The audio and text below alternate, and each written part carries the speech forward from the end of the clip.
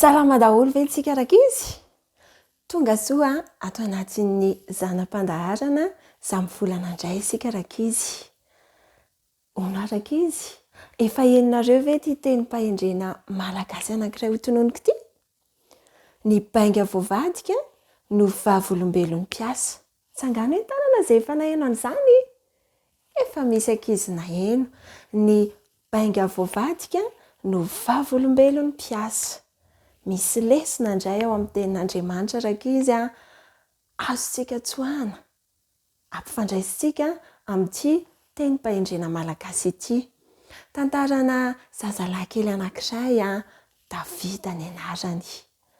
Davida raka izy dia 9 mirahalahy izy ireo no mpiray tam-po ary Davida no zandriny indrindra ny amin'izy 9 mirahalahy.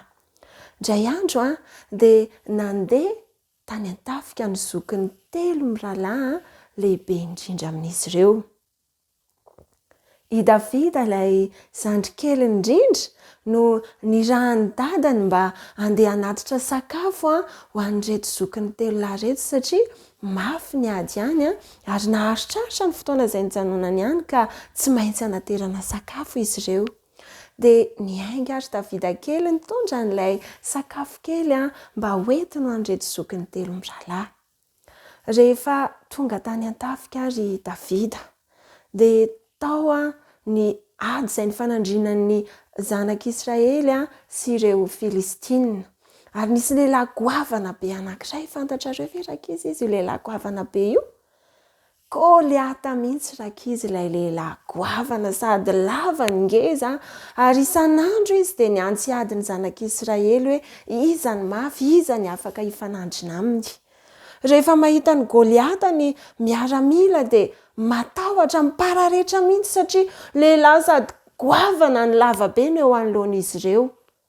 Davida kely kosa raka izy rehefa tonga tany tsy mba nitovy tamin'ireto miaramila ireto izy. Nanana tanjatsainy Davida ary tena niteny izy hoe za tsy matahotra n'io lehilahy goavana be an'ny Filistina io. Dia nentina teo amin'ny mpanjaka Saoly i Davida kely. Ary teo izy no nitantara fa izy anie rehefa nirahany dadany andry ondry dia nahafaty lioana, nahafaty bera. Ary tsy niery kosa izy Davida no navitako an'izany fa Andriamanitra mihitsy no nanampy mba nandreseko an'izany lioana sy bera izany. I Davida kely raka izy no nihazakazaka andeha hiady amin'ity lehilahy goavambe nampivarahontsana miaramila ity ary vato-kolonjy natao tao anaty atsampitady no nahodiny ary natorany teny amin'ny andrin'ilay lehilahy goavambe ka dia nidaraboka ary resy ilay lehilahy goavambe nampitahotra teo. Rankizy ao amin'ny Koritiana 2:17 dia misy an'izao tenin'Andriamanitra izao. Fa izay mirehare dia aoka Jehovah no reharehany. I Davida na nahafaty an'ireo lioana sy bera na naharesy an'ity Goliata goavambe ity dia tsy mba nirehare tamin'ny herin'ny tenany izy fa Jehovah ilay Andriamanitra nanampy azy sy namonjy azy no reharehany.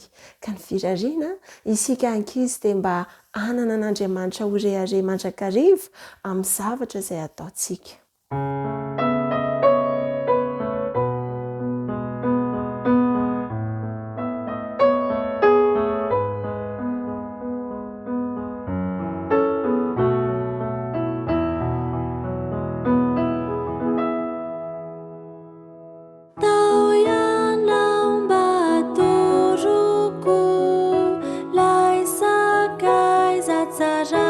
Indrindra morantsona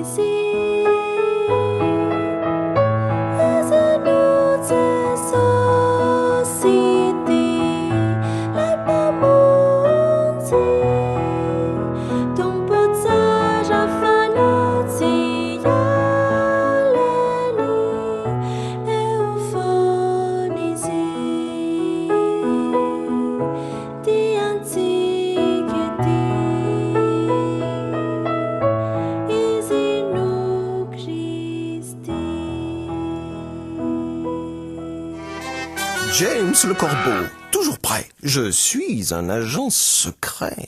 Top mission à accomplir, suivre Ellie et le servir. Il vient d'expliquer au roi une pluie à cause de toi.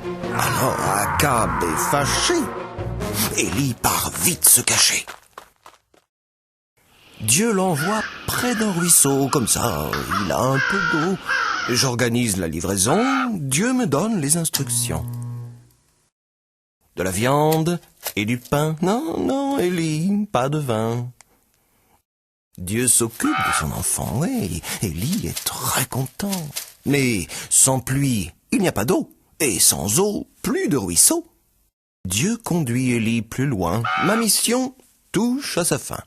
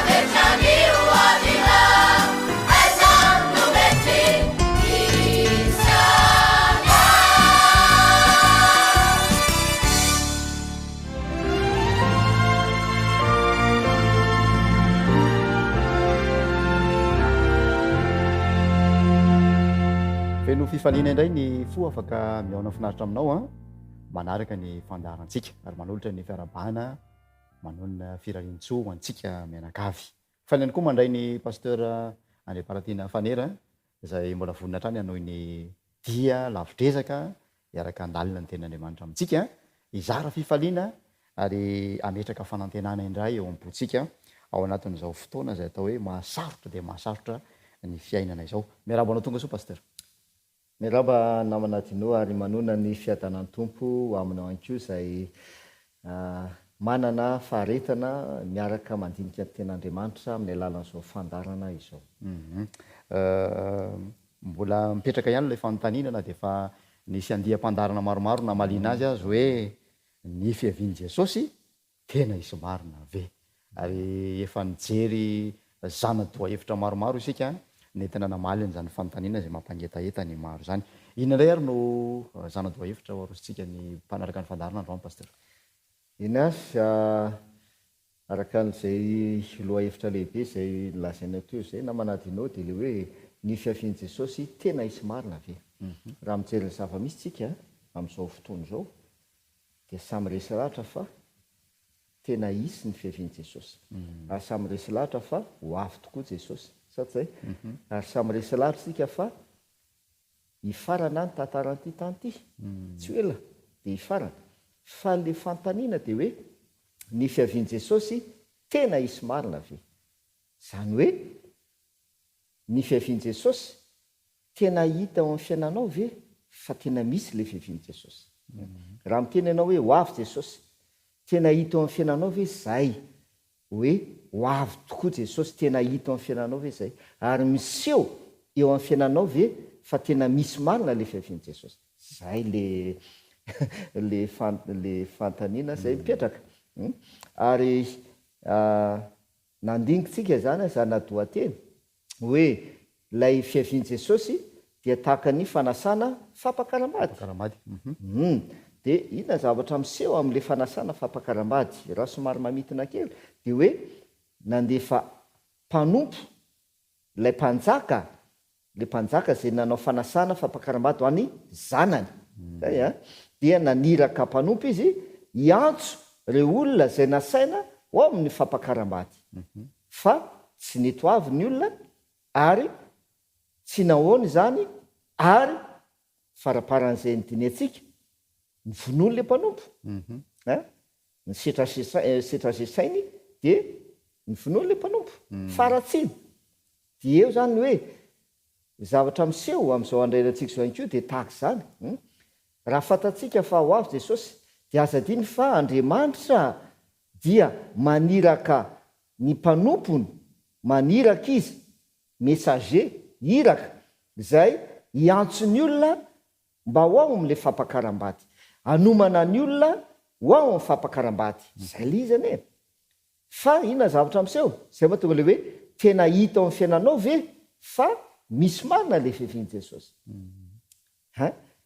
tena mandray an'ireny iraka zay irahan'Andriamanitra ireny ve ianao tena mandray am-po ve tena manaiky ve sa tahaka n'ireo olona zay voalazo amin'ilay fanasa amin'ny Matthieu 2:22 tsy neto avy izy tsy nirara iny ary vomaika aza faratsina no zavatra nataony dia andaotsika raha hanoy kely ny zavatra anseho amin'ilay fanasana fampakaram-bady. Andao toizatsika le zavatra anseho ao amin'ny Matthieu 2:22 no vakitsika dia ny 9:9 sy ny 10:10. Matthieu 2:20 ny 9:9 sy ny 10:10. Matthieu 2:20 ny 9:9 sy ny 10:10 zao ny vaky ny teny koa mankanesa ianareo any amin'ny sampanandalana ary zay hitanareo dia asao ao amin'ny fampakaram-bady dia nivoaka ho any amin'ny lalana ireny mpanompo ireny ka namory izay rehetra hitany na ny ratsy na ny tsara ary dia feno mpihinana ny fampakaram-bady. Zay ireo tsara misy zavatra tena lehibe voalazan'io andalan-teny io zareo fa naniraka mpanompo izy tamin'ny voalohany tsy netoavy ny olona zay nasaina naniraka mpanompo hafa izy tamin'ny faharoa de eto naniraka mpanompo indray izy de nyteny hoe mankanesy a ianareo, le mpanompo zany io, mankanesy ianareo any amin'ny isam-panandalana ary izay hitanareo dia asao ao amin'ny fampakarambady. Inona le hoe izay hitanareo? De ao amin'ny 15 izy milaza anazy. De nivoaka ho any amin'ny lalana ireny mpanompo ireny ka namory izay rehetra hitany na ny ratsy na ny tsara. Averitsika indray io namanatino. Ny antson'Andriamanitra tompoko dia natao an'ny olona rehetra. Tsisy hoe efa voantso ho voavonjy dia reto efa voantso ho very. Tsia, efa nazavaintsika izay tamin'ny farany. Fa ny antson'Andriamanitra dia natao an'ny olona rehetrarehetra, na tsara na ratsy. Ny famonjena dia natao an'ny olona rehetrarehetra, na tsara na ratsy. Zay le Jaona 7:12. Fa toy izao nitiavan'Andriamanitra ny zao tontolo zao, na tsara na ratsy. De tian'Andriamanitra ary nomeny ny zanalay tokana, nomeny an'izy an'izao tontolo zao. Tsara sy ny ratsy. Ny tsara sy ny ratsy de samy nomen'Andriamanitra an Jesosy. Fa zao ny zavatra anseho. Rehefa natsona reo olona tena amin'ny lalana zay rehetra hita na ratsy na tsara, de ozy izy ny namarana anazy ao amin'ny 10 feno mpihinana ny fampakarambady. Jereo tsara na tahaka tamin'ny andro. Rehefa natsona reo olona mba hiditra amin'ny safidrano ka tsy nety izy, samby fiara azafady. Rehefa natsona ny olona hiditra amin'ny samby fiara, tsy nety niditra ny olona, feno foana ny le samby fiara sady zay feno le samby fiara. De zay zavatra anseho. Fa zao itiny zany no andeha hojerevantsika ao amin'ny 2:1 sy ny 2:2. Matio 2:20 ny 2:1 sy ny 2:20. Ary no efa niditra ny mpanjaka izany mpihinana dia nahita lehilahy anankiray izay tsy niakanjo fotoana amin'ny fampakarambady. Dia hoy izy taminy, ary isakaiza ahoana no idiranao eto nefa ianao tsy miakanjo fotoana amin'ny fampakarambady? Dia asiana izy. Ake zany a, natsona zay rehetra hita tena amin'ny lalana zany mba hiditra amin'ny fampakarambady. Tsy akanavaka. De tonga ny olona. Fa rehefa niditra amin'ny mpanjaka tao amin'le fampakarambady de voalaza hoe izaha, ijery izay rehetra tafiditra tao. De nahita lehilahy anankiray izy, zay tsy niakanjo fitondra amin'ny fampakarambady. Haike zany, rehefa hiditra amin'le fampakarambady de misy akanjo anaovana. Zay ny izy. Ny olona rehetra no atsona na tsara na ratsy. Fa rehefa hiditra amin'le fampakarambady ianao de mila manao an'leo akanjo fitondra fampakarambady ianao. Fa tsy zay akanjo tianao atao anaovana no hoentinao miditra ao. Ary ara-dalàna be zany, normal ozy izy ny fiteny. Satria ianao zany rehefa saina amin'ny fampakarambady amin'ny mariazy, namanadinao ianao raha saina amin'ny mariazy, akanjo manaonao no entinao any. Akanjo manokana. Fa tsy hoe ny akanjo fetinao miasa, na akanjo fetinao mandeha mitsangatsangana, na ny akanjonao fetinao mandeha metsena no entinao anaovanao monjo mariazy. Tsy mety. Fantaniana kely pasteur, avy aiza io akanjo nentina tao amin'le fampakarambady? Hojerevantsika zay amin'ity fandarantiny hojerevantsika an'izay. Fa eto zany aloha dia ampahafantarantsika kay fa ny olona rehetra na tsara na ratsy dia antsona amin'ny fanasana fampakarambady. Manamafy an'izay le voalazany ten'Andriamanitra ao Luka 5:12 manao hoe tsy avy antsony marina ao Jesosy fa ny mpanota mba hibebaka. Ny mpanota no antsony. Zay ratsy anie zany, mpanota dia antsony Jesosy izy mba hibebaka anantona azy. Fa zao rehefa antsony Jesosy, antsona ao amin'le fanasana ianao, mila manana mitafy an'le akanjo. Ay misy akanjo tafiana makao am'le fanasana. Ao tsara? Ao tsara. Ndao raha zavaintsika ary hoe ozy izy ianao teo hoe aiza no ahitana an'le akanjo sy ohatrohatran'izay satria tsika io kay zany zao raha miandry an'le fiavian'i Jesosy satria zay le izy hoe fiavian'i Jesosy de tahaka ny fanasana fampakaramady. Tsika io zany zao raha miandry ny fiavian'i Jesosy de fantany napetraka efa manana an'le akanjo ve zany tsika io tompoko. Efa mitafy an'le io akanjo io ve ianao. Ka raha manantena ny fiavian'i Jesosy ianao raha miandry ny fiavian'i Jesosy ianao mila manana an'le akanjo. Mba tsy ho tahaka an'ity lehilahy anankiray ity. Sina le lehilahy satria tsy nanana. Tsy nanana izy. Zany hoe tsy hoe tsy nitafy izy, nitafina izy fa fitafiana hafa no nitafiana. Fa tsy le fitafiana fitondra amin'ny fampakaramady. Ka ho jerevantsika ary ndao tsika maka ten'Andriamanitra. Isaia 4:4-5. Isaia 4:4-5. Isaia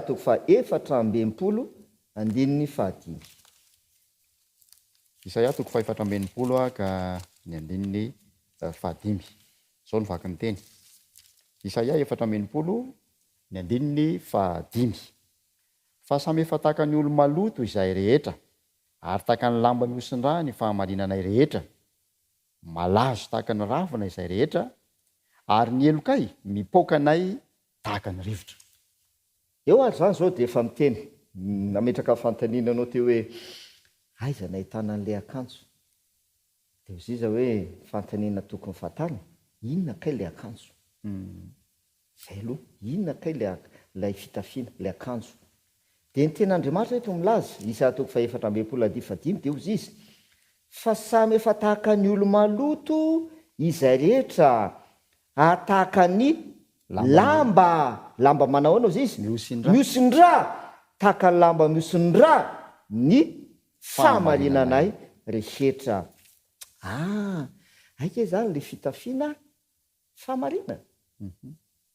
De ny fahamarinantsika manahoana maloto, tahaka ny lamba miosin-drà.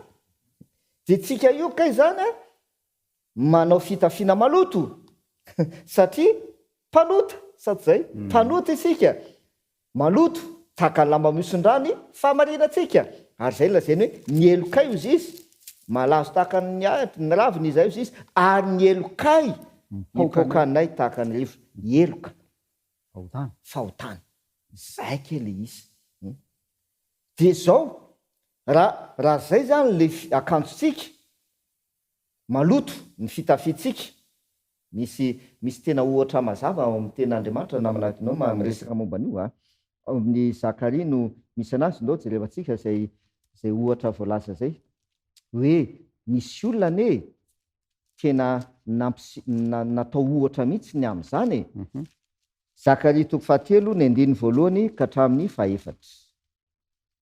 Zakaria 3:1 ny 1-4 de zao ny voalaza. Zakaria 3:1-4. Ary dia nasehony aho fa indro Josoa mpisorona be nitsangana teo anatrehan'ilay anjelin'i Jehova, ary Satana nitsangana teo ankavanany hiavanga azy. Ary hoy Jehova tamin'ny Satana, hananatra anao anie Jehova ary Satana. Eny Jehova izay nifidy an'i Jerosalema anie hananatra anao. Tsy forohana nosariana tamin'ny afo va ity? Ary Josoa nitafy fitafiana maloto ary nitsangana teo alohan'ilay anjely. De namaly Jehova ka nilaza tamin'izay nitsangana teo anoloany hoe esory aminy ny fitafiana maloto. Ary koa izy taminy indro efa nesoriko ny elokao ary ny ampiakanjoko akanjo fiaingona ianao. Mahafinaritra, tena mazava. Io zany no ohatra tena mazava amin'le izy. Hoe akanjo tondra amin'ny fampakaram-bady, akanjo fiaingona. Mila miaingo rehefa mandeha fampakaram-bady. Mazava be ny Baiboly. Ianao rehefa monjy fampakaram-bady tompoko de mila manao akanjo fiaingona. Satria nahoana? Satria ny akanjotsika io maloto. Sady zay volazanao 7. Josoa nitafy fitafiana maloto. Ahoana le hoe nitafy fitafiana maloto? Eo amin'ny 5 izy mamaly azy.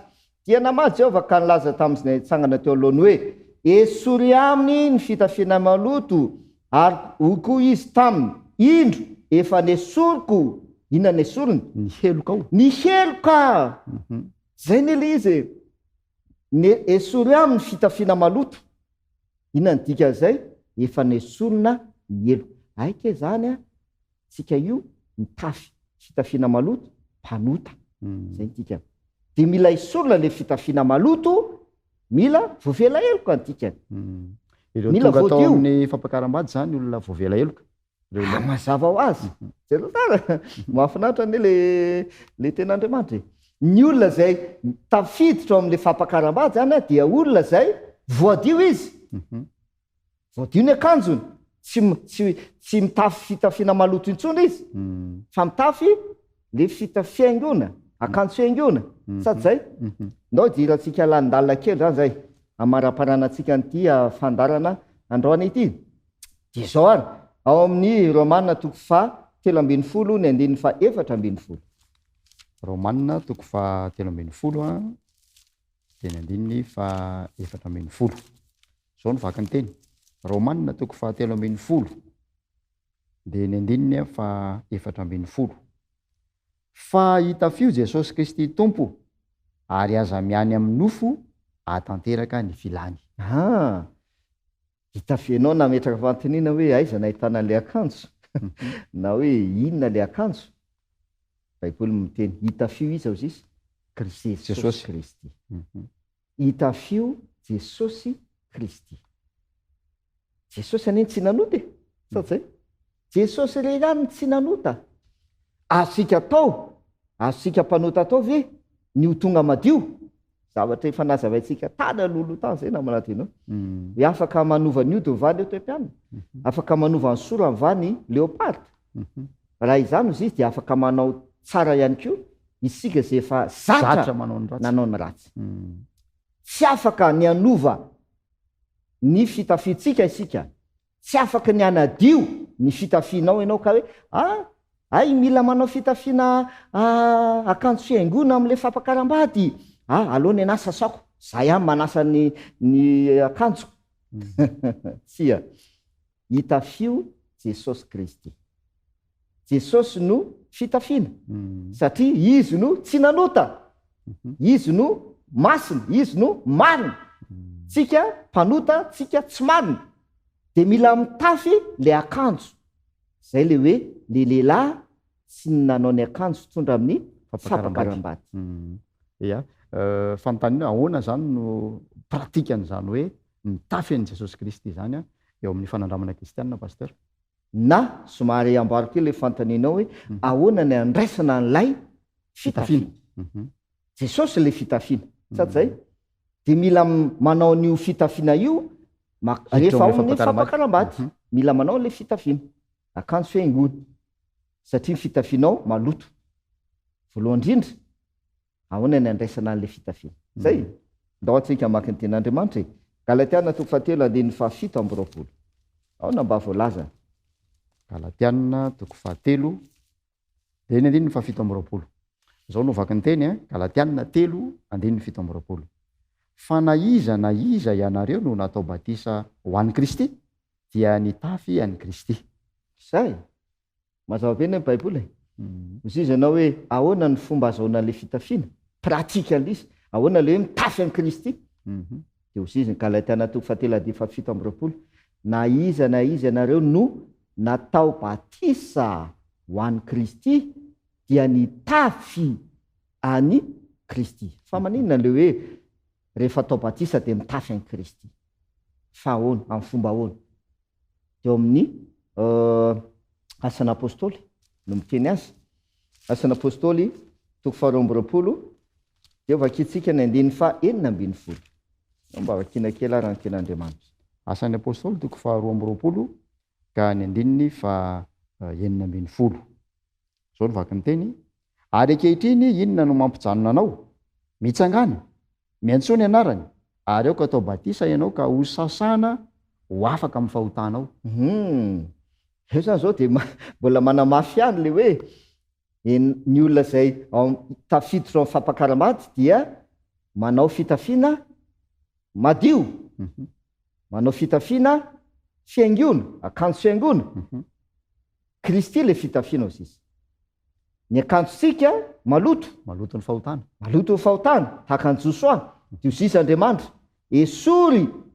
Esory aminy ny fitafiana maloto dia ampiakanjoko akanjo fiaingona izy. Esolona ny fitafiana maloto. Ahoana fanesorana an'le fitafiana maloto? Asan'ny apôstôly 2:20. Aoka atao batisy ianao ka ho sasana ho afaka amin'ny fahotanao. Dia ahoana le hoe zay rehetra atao batisa dia mitafy an'i Kristy. Mitafy an'i Kristy. Romanina 9:9 no andeo vakitsika. Romanina 9:9 teo vakitsika ny 9:7 sy ny 8. Romanina 9:9 ka ny 9:7 sy ny 9:8. Tsy fantatrareo va fa na iza isika no efa natao batisa ho amin'i Kristy Jesosy dia natao batisa ho amin'ny fahafatesany. Koa niarana levina tamin'ny batisa ho amin'ny fahafatesana isika mba ho tahaka ny nananganana ny Kristy tamin'ny maty tamin'ny voninahitry ny ray no andehanantsika kosa amin'ny fiainam-baovao. Na iza isika natao batisa ho amin'i Kristy, zay le hoe na iza ozy izy Galatiana, na iza no natao batisa ho an'i Kristy dia mitafy an'i Kristy. Dia na iza natao batisa ho amin'i Kristy ozy izy dia natao batisa ho amin'ny fahafatesana. Koa niarana alevina tamin'ny Kristy zany, niarana alevina tamin'ny batisa isika mba ho tahaka ny nananganana an'i Kristy tamin'ny maty tamin'ny voninahitry ny rainy no andehanantsika kosa amin'ny fiainam-baovao. Zay le hoe mitafy an'i Kristy. Zay natao batisa dia mitafy an'i Kristy.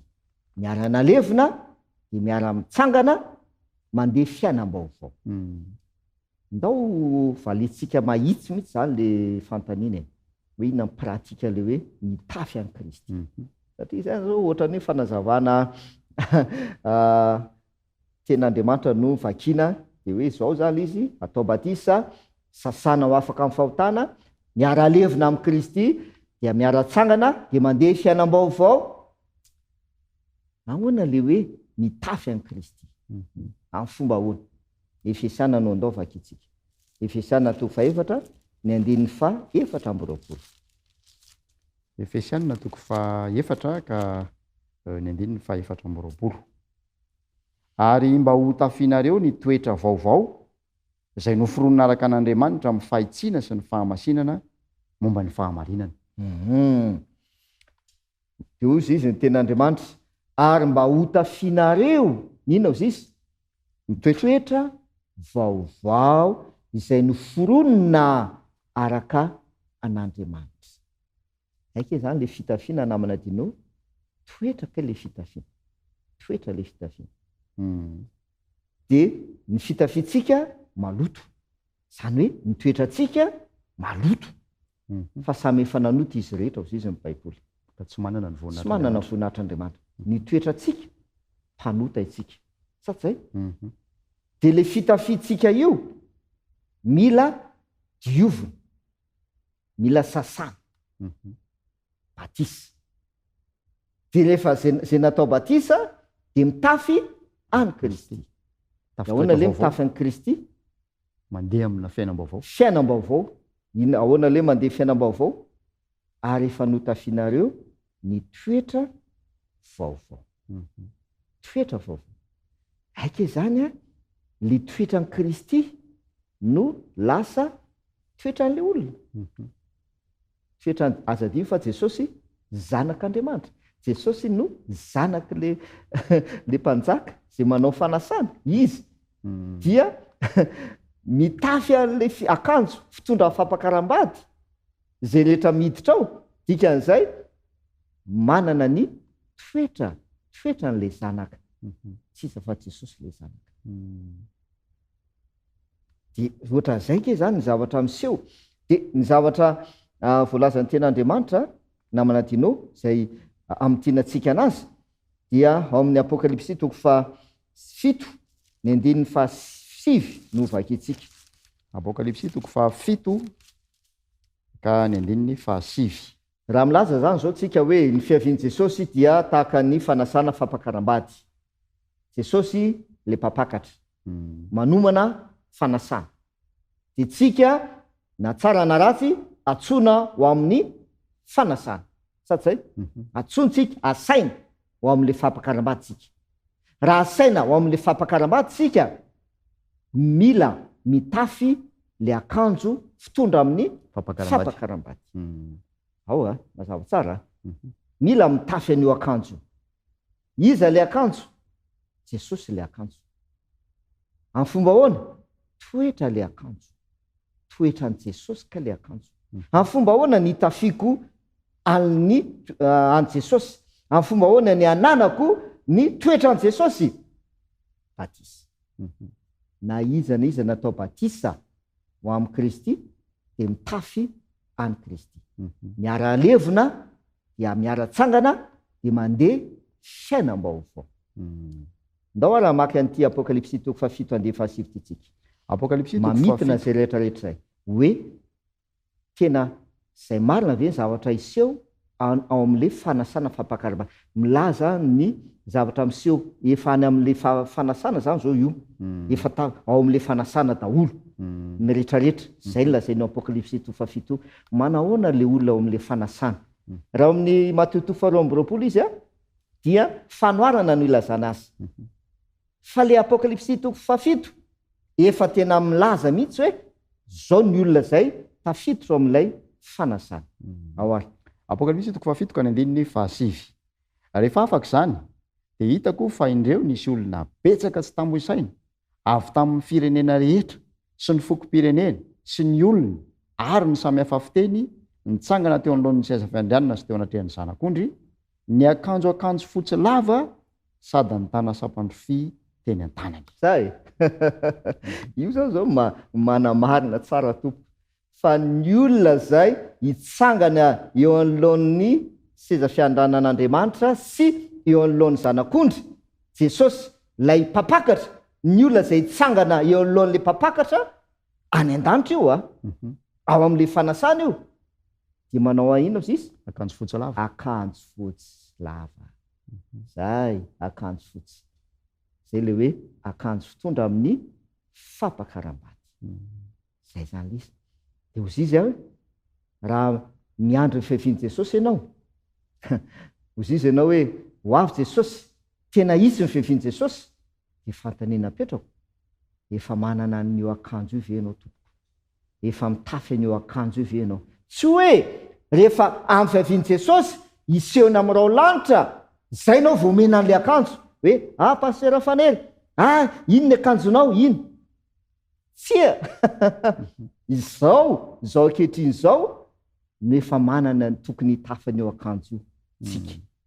Zay rehetra maniry mba hiditra amin'le fanasana, fampakaram-bady ny zanak'ondry, dia n'izao izy, dia efa mila miakanjo an'eo akanjo. Mba tsy hanao tahaka an'le lehilahy. Efa tao vao. Efa tao izy. Vao navahana ndray. Zay vao hita hoe tsy manana an'le akanjo ianao, avoaka ianao. Idirantsika zay amin'ny farany, zay no amaranantsika n'ity zanatoateny ity zany ny amin'le hoe fiavian'i Jesosy tahaka ny fanasana fampakaram-bady. Ya, manan-karena ny ten'Andriamanitra, satry foana mbola ifampahireto kanefa manapetra ny fotoanantsika. Ndao entina bavaka indray ary zay zanatoahevitra zay, pasteur. Miaraka hivavakantsika. Jesosy tomponay eo, mazava aminay ny teninao. Ianao zay nilaza manao hoe andeha amboatra fitoerana ho anareo aho, dia ho avy ndray handray anareo ho any amiko. Dia miteny aminay ianao tamin'ny alalan'ny soratra masina, tamin'ny alalan'izao fandaran'izao ihany koa, fa mila miakanjo le akanjo fitondra amin'ny fampakaram-bady izahay. Dia ny ankehitriny. Ary ianao mihitsy zany fitafiana izany. Ny toetranao no tianao mba ho tafianay, ary mba tianao hita eny aminay tsirairay avy. Ny toetranao Jesosy Kristy.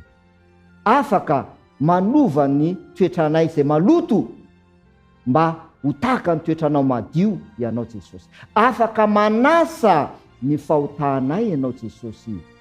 Ka nananay fitafiana madio eo anaty anao. Fanterao aminay tsirairay zany satria zahay dia mangetaeta ary maniry sy manantena ny mba ho tafiditra ao amin'izany fanasana fampakaram-bady ny zanak'ondry izany. Amin'ny anaran'i Jesosy no hanonana ny vavaka. Amen. Mankasitraka ny faharetanao nanaraka ny fandarantsika misaotra ny pasteur Fanerandray Palatinany koa sika nanaiky hitondra n'izany afa-pamonjena izany iantefa amin'ny fotsika tsiraray avy. Mankasitraka ny teknisianina izay nampifandray antsika ary manantena mbola iaona finaritra aminao indray amin'ny manaraka. Samoten'Andriamanitra.